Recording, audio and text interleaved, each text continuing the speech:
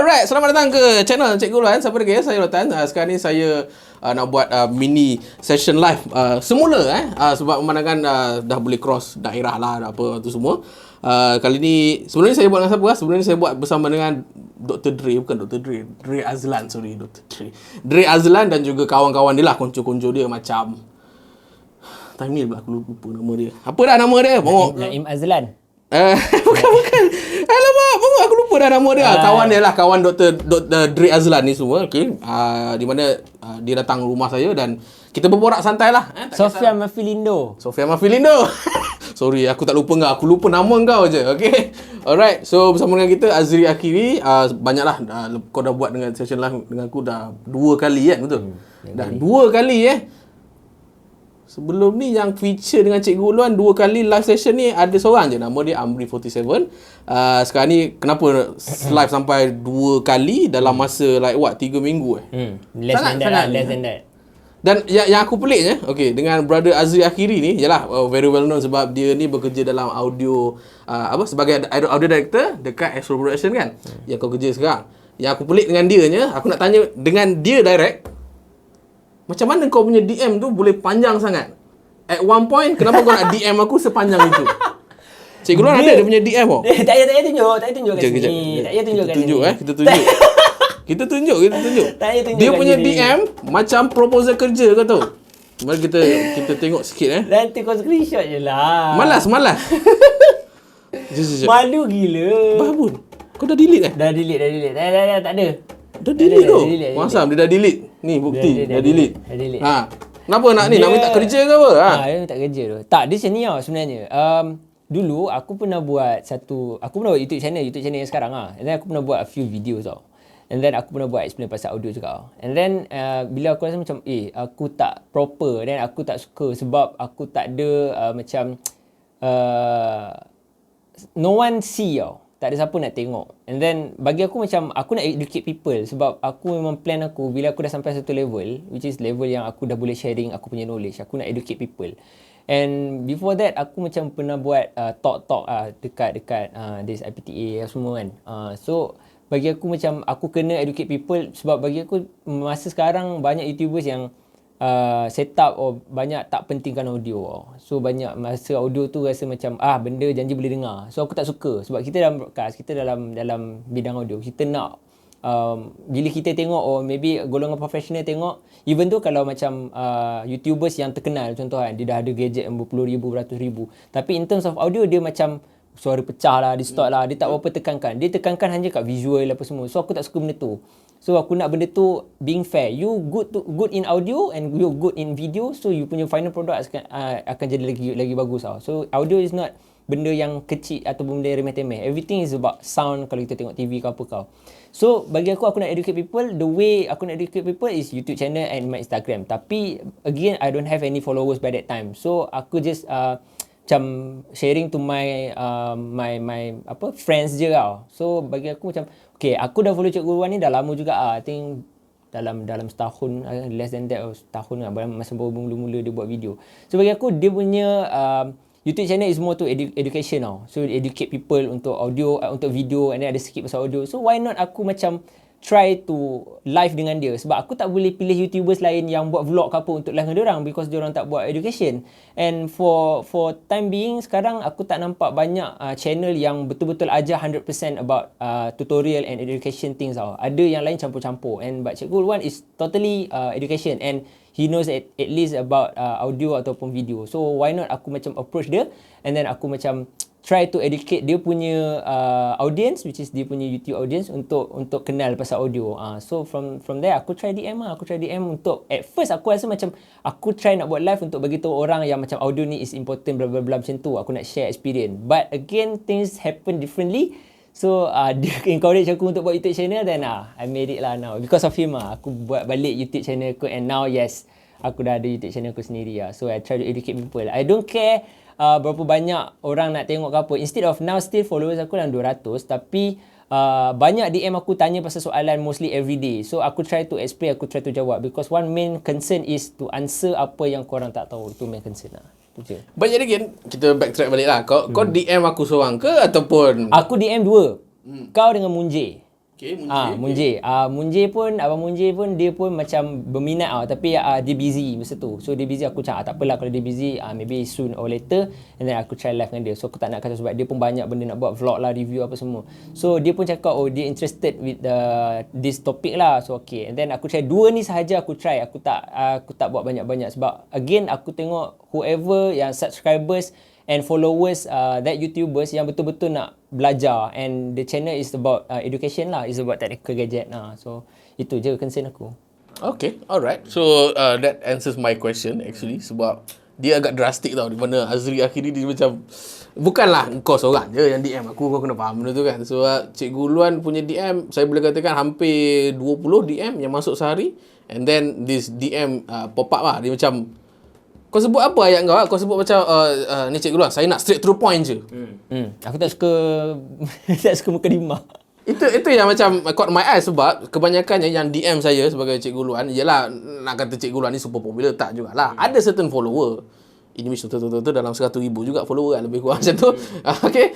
So bila ada 100,000 follower, akan ramai gila DM, dan mostly DM macam ni. Salam, bang. Itu je.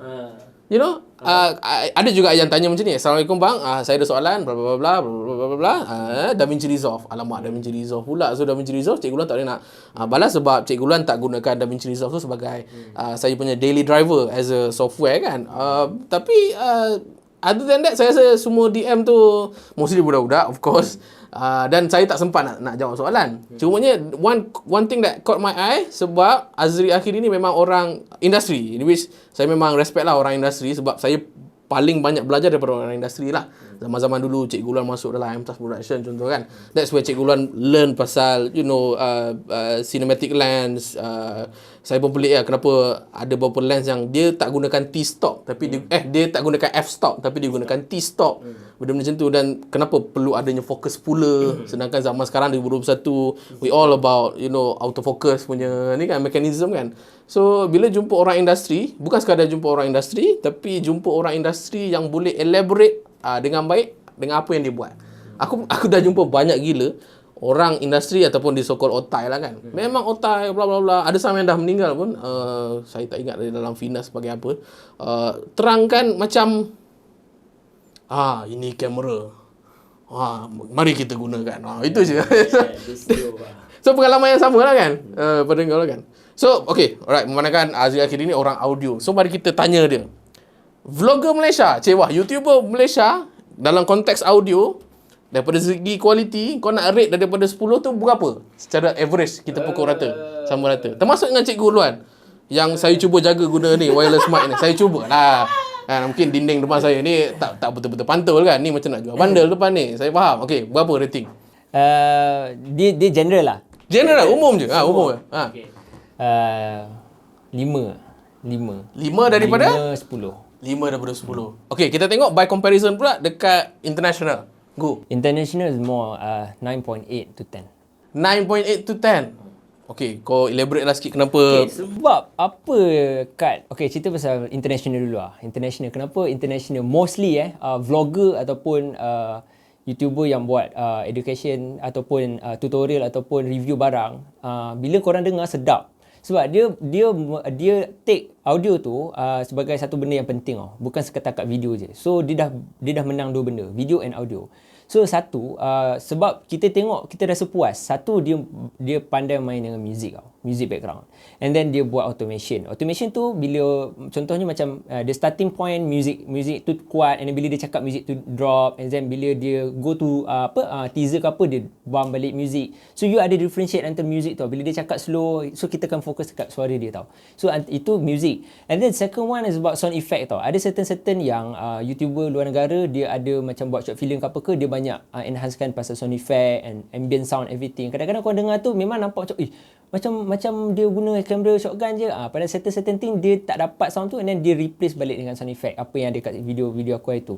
And then third one, walaupun dia talking dalam bilik ataupun dalam dia punya studio, dia punya peralatan dia, teknik yang dia gunakan sangat-sangat memang mengikut spesifikasi broadcast. So contohnya dia akan pakai NTG ataupun dia akan pakai Sennheiser, MKH 416 ataupun apa-apa shotgun yang bukan yang murah lah. Bagi aku macam dia spend a lot of money untuk audio. Kemudian dia memang proses kan Dia audio dia. memang Kan? proses. Dia record separately, dia record pakai external recorder, everything. Kalau dia record pakai dalam kamera pun dia akan pakai satu external recorder and bounce balik masuk ke dalam kamera. So dia akan lalu preamp yang berbeza. So benda-benda macam tu dia titik beratkan. That's why korang dengar macam sedapnya tengok Peter McKinnon ataupun tengok Casey, ataupun kalau kau tengok Casey tak sangat audio lah. Kalau kau tengok Gerard Aldan semua tu, so semua tu diorang titik beratkan audio. Berbeza pula dengan yang Malaysia asal boleh. Itu standard. Even dalam broadcast sendiri pun ada juga yang jenis-jenis yang asal boleh. Asal keluar bunyi, tak betul-betul mix tak apa, asal ada keluar bunyi okey. So ada juga, itu tak dinafikan lah. Tapi mostly YouTubers kat Malaysia ni aku nampak tak semualah. Ada yang betul-betul care about audio dan ada yang betul-betul gadget mahal, semua benda mahal, pakai NTG, pakai Rode, pakai Sennheiser, pakai Shure apa semua kan. Tapi again, the audio quality tu tak sampai piawaian dia tau. Maybe dia dah guna barang mahal, apa yang dia fikir, aku guna barang mahal, audio quality aku bagus. Tapi tak bermaksud macam tu. Kita guna A7 III, kita guna A7S III, kita guna cinema camera. Tapi kita tak tahu cara nak guna dan gambar akan jadi biasa. Kita buat vlog, kita guna A7C. Kita buat vlog guna A7 III. Tapi vlog kita, kau pakai handphone kamera pun lebih kurang je gambar dapat. So pentingnya teknik dan knowledge. So itu yang tak ada dekat YouTubers Malaysia ni bagi aku. So in terms of tak suruh korang buat 100% kena bedak balik apa semua, tak payah. Tapi the way you record, pointing mic and gain structure, and then cara cakap tu apa semua, dia cut, fade mana, fade in, fade out music apa semua tu, itu sangat important untuk dapatkan audio yang lebih jelas. Itu antara perbezaan Malaysia dengan luar negara. So in contrast dengan Cikgu Luan aku, Cikgu Luan is an average kata apa YouTuber Malaysia lah. Okay, saya terkesan, saya But again, benda tu bagi aku tak salah sebab YouTube is a free platform. So siapa-siapa boleh buat, tak ada masalah. Tak ada cakap wrong, tak ada cakap yang betul, tak ada cakap yang salah. Sebab dia free, you boleh buat apa saja yang buat. Tapi kalau benda ni di-applykan dalam broadcasting, itu adalah benda yang salah. Sebab kita cater to audience and kita a professional punya level. So bila kita professional punya level, kita buat level yang anak-anak cikai-cikai, orang akan petikaikan. Kita stesen TV. So kita contoh macam tempat saya kerja sekarang, kita siaran berbayar. So bila kita buat benda yang tak memuaskan hati penonton, orang akan cakap aku bayar mahal kot, kenapa audio macam ni, kenapa video macam ni. So menjadi problem. Itulah yang perbezaan antara YouTube dengan broadcasting. dia dalam sudut Cikgu Luan, kenapa Cikgu Luan tak jaga sangat daripada segi audio sampai sekarang aku rasa aku tak pernah proses aku punya audio. Aku rasa macam tu lah. Tapi pada Cikgu Luan still jaga daripada segi sedikit lah akustik. Dulu bilik aku besar kan, dulu bilik besar, so dia macam kurang pantulan sikit kan. So sekarang ni dia agak pantul sikit. Tu nak minta tolong Azri tu belakang tu jual bundle tu, aku nak ganti bundle belakang tukarlah foam ke apa-apa ke. But yet again, YouTuber Malaysia pada saya logik jugalah kenapa dia lebih invested kepada misal kata visual devices macam kamera, you nak invest pada gimbal, benda macam tu kan. Sebab benda tu dia boleh nampak dalam kamera. Dan aku yakin, Cikgu Luan yakin you guys adalah orang visual, di mana korang ni bukan orang yang particular about audio. Mungkin particular apabila korang dah ada duit, korang boleh belilah macam apa Shure ke apa Sennheiser ke semua kan. But yet again, that's not all of it. Macam Cikgu Luan cakap lah kan, ni acoustic foam, ada padding ke apa-apa ke yang boleh reduce all of this echo. Kadang-kadang korang shoot malam tu ada bunyi cangkerik, benda-benda macam tu lah kan. But yet again, pada kau lah kan, antara visual dan juga audio lah. Tak boleh pilih dua-dua Okay, kau akan pilih yang mana satu? Yelah, memang kau bekerja dalam audio directing dekat Astro lah apa kan. Audio, video, kenapa? Maksudnya pemilihan. Mana yang kau prioritize? For me, dia sebenarnya soalan tu dia subjektif tau. Jawapan dia akan menjadi subjektif juga. Sebab video ada reason dia tersendiri and audio ada reason dia sendiri. Dia dua-dua benda ni dia attach together. Dia takkan ada satu video tak ada audio. Kalau video tak ada audio, tak dapat mood apa-apa. So dia kalau ada audio, dia tak ada video, dia kan tak dapat mood apa-apa. Tapi berbalik pula, kalau kita ada music, kita ada lagu, kita akan keluarkan music video betul? Mesti ada. So dia related antara dua benda ni. Dia saling bergantung pada dua-dua. Tapi kalau diberi pilihan apa yang berkualiti dan apa yang penting, bagi aku adalah video. Satu. Video. Still video. Sebab bagi aku, manusia ni dia suka tengok keindahan. Betul, bagi aku. setuju, betul. So dia pendengaran ni adalah secondary. Mata ni adalah main, telinga secondary. So dia tengok perempuan cantik contoh dia tengok perempuan cantik, cantiknya. Tapi dia tak tahu perempuan tu boleh cakap sengau ke apa ke. Betul. Then bila dia tengok perempuan tu cakap sengau, okey dia tak nak. Tapi dia tengok cantik, dia boleh consider. Cantik okey, sengau tak tepi tapi dia cantik. Itu mata paling penting. Betul. Dalam pengalaman aku dalam MTAF Production dulu kan, ada sang pelakon lah, tak kisahlah perempuan ke lelaki ke, cantik ke, dia sama ada cantik ataupun handsome lah cantik atau perempuan, lelaki tu handsome lah kan. Kadang-kadang pelakon tu tak boleh berlakon dia pun. handsome. Tapi aku rasa dia lagi elok kalau semata-mata buat silent short film. Gerak, pakai kemeja. Tapi bila dia cakap bapak sama juga dengan pelakon perempuan. Bukan semua, ada beberapa. So nak menunjukkan betul lah by teori, by logical, by human nature, Cikgu Luan setuju berkenaan dengan visual semestinya yang utama, tetapi janganlah kita kata audio ni adalah teori yang faktor yang keempat, sebab dia always orang kata get together lah. So nak tanya soalan yang agak simple sikit lah. So Azri minat band apa ke, penyanyi siapa dan kenapa tu semualah. Minat band apa dia dalam industri especially dalam audio kan. So satu yang dipraktikkan dalam industri ni bila nak bekerja pasal audio ni, kita kena universal. Kita tak boleh tertumpu kepada satu-satu genre. Sebab kalau kita tertumpu pada satu-satu genre, kita akan dapat sound tu je. And then kita punya reference sound tu je kita akan keluarkan.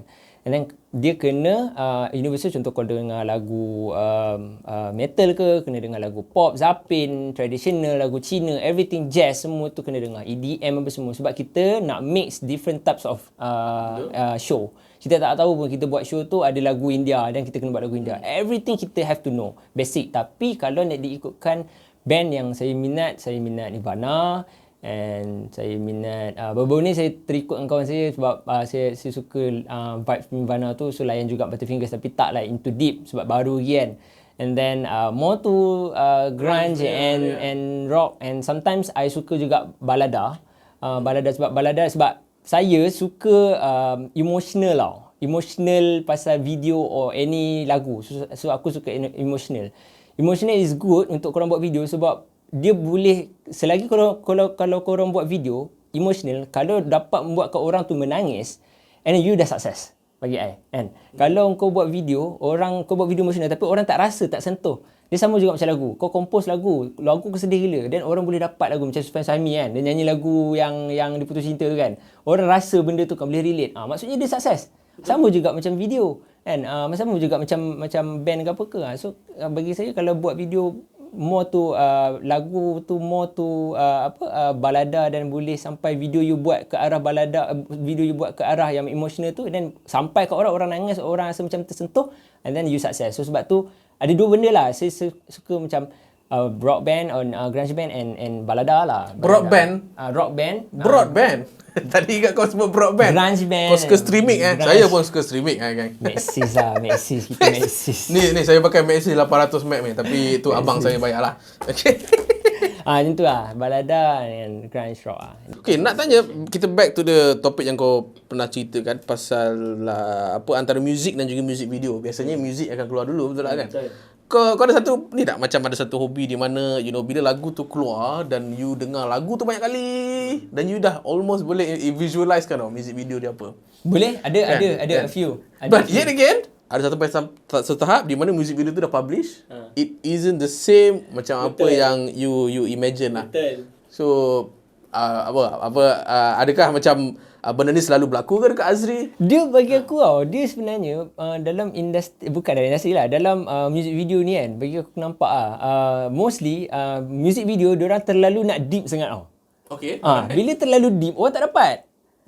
Contoh lagu dia kan pasal senang cerita, lagu dia pasal dia ni bercinta dengan dia ni, dia ni tiba-tiba ada pasangan lain, so dia ni heartbroken, contoh macam tu. Bila dia buat music video, dia pergi deep. Dia pergi yang sastra punya style. Bila pergi sastra punya style, audience dalam Malaysia ni tak banyak yang sastra, tak banyak yang go to deep. So diorang akan salah tafsir. Maybe diorang tengok daripada segi lagu ni, diorang dah tahu, okay dia ni curang dengan dia ni heartbroken dah. So music video dia ke arah situ. Tapi bila keluar, dia ni pula duduk kat rumah seorang-seorang pegang pisau starting, lepas tu dia nak bunuh diri ke apa ke, lepas tu at the end of the day dia flashback balik, masuk ke sana, masuk ke sini, dalam otak apa semua. Orang tak dapat relate. Macam tu, maksudnya macam tu. Kan bagi aku music video have to follow apa yang ni. Kalau nak buat deep sangat tu bagi aku maybe you boleh buat deep tapi in terms of you kena cater to all audience. Macam tu. One point rasanya ini salah satu sudut pandang jugalah. Salah satu sudut pandang lagu tu daripada orang yang main muzik lah. Of course contoh let's say lah Coldplay kan. Coldplay tapi dia pergi outsource dekat orang lain untuk buat music video. So maksudnya audio original idea tu bukan datang pada Coldplay, orang lain. Sebab tu mostly lah saya tengok zaman sekarang, saya rasa mungkin jimat kot buat macam tu. Saya pun tak sure ataupun dia nak tolong orang lain. Aku dah buat muzik, kau buatlah muzik video ke apa kan. So bila jadi macam tu, apa yang Cikgu Luan nampak adalah dia macam orang kata apa, muzik kat sini, muzik video kat sini. Dia seiring tapi dia bukan macam ni. Something like that lah. Kalau kita tengok contoh music video daripada Linkin Park contoh, sebab diorang sendiri yang produce music video, so that most of the visual tu memang datang daripada diorang, so nampak betul-betul inline dengan diorang. Setakat ni yang Cikgu Luan tengok dekat video YouTube lah, dia cerita pasal Linkin Park kan. Linkin Park ni kalau dah keluar lagu, semua benda akan ada kaitan. I mean like merge dia ada kaitan, storytelling music video dia pun akan ada kaitan. Tapi whereas saya rasa artis sekarang ni, yalah of course, saya sendiri pun pernah edit video Nita. Nita saya pernah edit, dan juga seorang lagi artis saya tak ingat lah nama siapa. Tapi kelebihannya, ni daripada Rio Production lah, Abang Rifai Omar. Lagu si brother tu, alamak lupa dah nama brother, tak ingat. Memang apa yang kau cakap tu betul lah. Dia memang cater to the original audience, di mana orang tu heartbroken, kena curang lah apa. Memang visual dia tak kat tu je. It means memang waktu Cikgu Luan edit, ni memang exactly what I imagine lah bila dengar lagu tu. Ini je. Dia just setting dia simple. Kat kedai makan, dekat tempat ni, main gitar, settle. Sebab at the end of the day, kalau Cikgu Luan lah, kalau you guys tanya Cikgu Luan minat music video macam mana, dia quite simple je. Music video di mana band tu tengah main, tu je. Music video latest yang saya tengok, dia bukan music video, dia lyric video daripada Coldplay kan, lagu baru dia tu. Dekat situ pusing waktu dia ni. Sebab Cikgu Luan suka tengok momen dia nyanyi kan, dia main the instrument, lagi-lagi gitar solo tu semua kan. Tapi saya rasa disconnect antara orang yang minat muzik dan juga muzik video ni sama juga yang berlaku pada orang yang baca novel. Keluar movie. Betul. Sebab kita nak baca Gandalf kan. Gandalf kita imagine tak adalah tinggi tu, tak adalah segemuk tu ke apa kan. Tiba-tiba Gandalf gemuk ni macam tu. Benda-benda macam tu lah. Okay, right. So, apa lagi yang kita nak bertanya dengan Azri? Aku pakai kamera apa? Alah, tak payah. Kamera tak boleh cerita. Okay, kamera kita tak boleh nak cerita. Kamera banyak generasi of kamera lah. Tapi paling latest sekarang A7 III Sony A7 III padahal lah. Video cinematic padahal lah. Selama ni Cikgu Luan pakai ZV-1 padahal lah color grading tak boleh. Tak boleh. Aku pakai smartphone tak boleh ikut Azri. Color grading takkan sama. Sama je. Yelah, at the end of the day, kalau kau, let's say lah, kalau kau beli kamera selain daripada A7 III, let's say kau beli Canon M50, adakah kau rasa estetik yang kau nak tu boleh dapat sama juga dalam Canon M50? Kalau boleh, kenapa? Dia sebenarnya M50 lah. M50 tak steady sangat lah kan. Apa-apa kamera yang selain daripada Sony lah kalau boleh. Okay, bagi aku kan, macam Sony, dia setiap kamera dia ada color sign dia tersendiri lah, apa yang keluar daripada body camera. So kita tak boleh lah expect kalau kita pakai Fujifilm, kita nak dapat color macam Sony kan. Dia macam adalah cara dia, tapi it's really hard for you to get color yang kamera lain. Sebab tu dia ada different camera dan dia ada different quality of the color sign. So bagi aku macam kalau aku minat Sony sebab apa? Sebab color. And then kalau aku color grade, aku dah tahu color ni jadi macam mana, and then aku refer to ni. Kalau kita pakai kamera Canon, maybe aku akan tukar sudut pandangan aku ke arah Canon punya color pula. So maybe color aku akan jadi lebih yellowish, or maybe dia akan lebih reddish. And so aku akan berbalik pada situ. Aku tak akan back to Sony punya color. So of course aku tak boleh samakan dua-dua kamera ni kan. So daripada sudut perspektif aku, contoh kalau aku move to Canon, aku akan buat color lain pula. Maksudnya bukan color Sony, color yang mengikut color sign of Canon. Betul juga. Maksudnya kau takkan struggle. Ni kamera video Canon, kau struggle nak buat color macam Sony, tak kan. So dia ada dua benda yang berbeza. So kena faham benda tu. Bagi aku sebab mostly orang macam dia pakai, contohlah bukan downgrade ke upgrade ke, contoh dia pakai iPhone, dia pakai iPhone, dia shoot pakai iPhone, tapi dia tengok punya footage yang contoh daripada YouTuber lain yang pakai kamera hebat-hebat, A7C, A7III, A7S3, color sedap, tapi dia nak dapat color macam tu dalam iPhone, which is dia macam tak masuk akal. Betul lah. So you kena tengok tahap mana iPhone punya color grade boleh sampai. So itakat tu je lah yang you boleh buat, tak boleh dapat 100% sebab it's two different device and two different color science. Dia orang bukan satu company. Itu je. Macam Cikgu Lan sendiri, Cikgu Lan pernah buat short film bersama dengan Tun Dr. Mahathir dah 2 kali dah. Alhamdulillah. Kalau ada yang kali ketiga, why not kan? Okay. Dia pun dah bertukar parti kan. Waktu tu first time, waktu tu bersatu tak ada lagi. Waktu second, bersatu dah ada. Short film yang kedua yang Cikgu Lan buat bersama dengan Tun Dr. M adalah saya shoot guna A7, A63 dengan A64 rasanya tak silap, lebih kurang macam tu. Color yang Cikgu Luan nak, color yang aku nak adalah color macam ala Matrix tau. Sebab dunia cerita tu kononnya macam fine line between fantasy dengan reality. So kononnya macam science fiction lah kononnya kan. Bila shoot dalam tu, semua biru. Scene office tu biru. So kita pun macam biru mungkin boleh matching lagi aku untuk nak buat hijau ke apa kan. Sekali bila buat hijau memang tak cantik. Sangat tak cantik even. So at the end of the day kan, Cikgu Lan macam cepat je decision. Oh dah tak cantik. Okay, aku tukar lah color yang aku nak. Sebab dah tak boleh push. Cikgu Lan dah cuba push. Sebab bila Cikgu Lan tengok balik behind the scene The Matrix contoh kan, macam mana dia boleh buat baju hitam dia pun hijau. Rupa-rupanya dalam syuting baju dia tu memang dia tailored hitam campur color warna hijau. Faham tak? Nampak tak? Cikgu Lan waktu tu shoot, pelakon semua pakai baju kemeja. Pun dia ada orang kata pantulan warna biru, lebih ke arah warna biru, bukan warna hijau lah. So nampak dekat sini, maksudnya in terms of colour tadi, macam Azri cakap, kalau colour Canon ni dia lebih kepada reddish ke. So you punya styling mesti ikut Canon. Betul. Tapi kalau you ada Sony, mungkin ada sedikit flexibility. Betul. Dia akan orang kata bertarik hijau dan kuning tu lebih sikit. So you buat kat situ lah. So dekat sini moral of the story is that kalau boleh lagi elok kalau nak buat dua multi camera production, dua-dua Sony lah kalau boleh, dua-dua Canon, dua-dua Nikon. Sampai ada consistency tu sangat penting.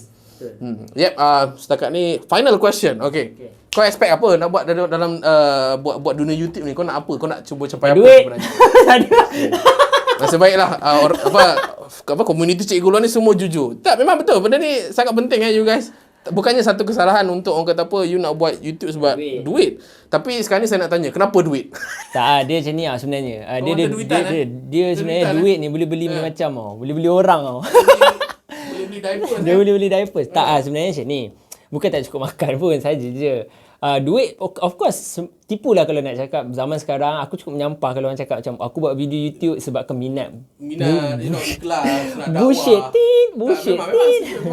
So bukan apa, adalah maybe ada certain golongan ni, maybe dalam 1% atau 2% memang betul-betul nak dakwah macam Ustaz Zaidrus ke apa ke, maybe dia nak buat untuk dakwah orang. Okay, fine. Tetapi mostly YouTuber yang lain-lain buat vlog ke apa ke, dia nak buat aku nak show live aku dekat luar. Dia nak bazirkan masa dia the whole day editing everything, cuma dia nak beritahu orang yang dia minat. It's bullshit for me. Betul. So it's all about money. So why not I nak tipu? It's all about money. Macam aku sendiri, aku main thing is aku nak gain money. But the second thing or third thing comes after. Maybe aku nak educate people with apa yang benda yang aku ada. So maybe macam aku suka mengajar orang Aku suka ajar and aku suka sharing my knowledge. For me is not bukan rugi pun aku nak sharing knowledge kat orang. Tak semua orang ada dan tak semua orang berpeluang untuk ada dalam industri.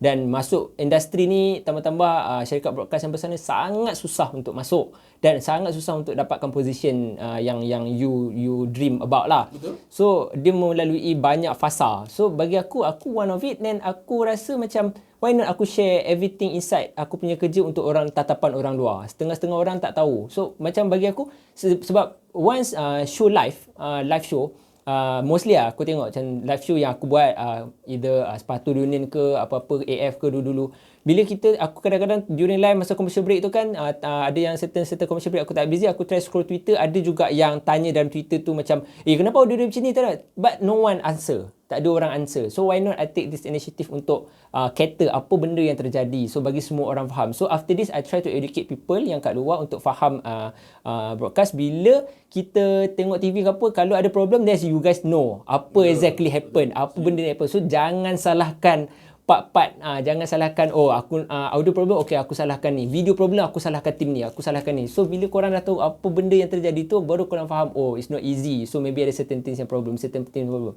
Faham bukan itu masalah korang, tapi kita yang bekerja dalam broadcast, kita yang bekerja during live, we try our best untuk cater yang paling bagus untuk korang. But if there's any technical issues, ada certain thing that is related to all, not because of this one person only. Dia banyak sistem. Dia bukannya satu audio, bukan audio saja. Yang you fikir audio satu, dah dia pecah masuk EVS, masuk transmission, pergi mesat, naik satellite, turun balik.